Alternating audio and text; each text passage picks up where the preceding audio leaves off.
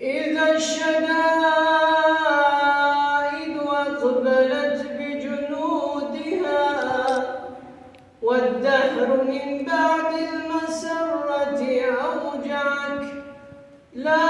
ترجو شيئا من أخ أو صاحب